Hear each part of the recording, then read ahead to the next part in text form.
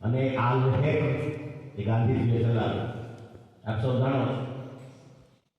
તો આ કાર્યક્રમમાં ઉપસ્થિત આદરણીય નાનુભાઈ, પાલિતાણાથી પધારેલા એબીવીપીના બંને કાર્યકરો સત્યપાલભાઈ અને સિદ્ધાર્થભાઈ, સ્ટાફ મિત્રો અને ભાઈઓ અને બહેનો.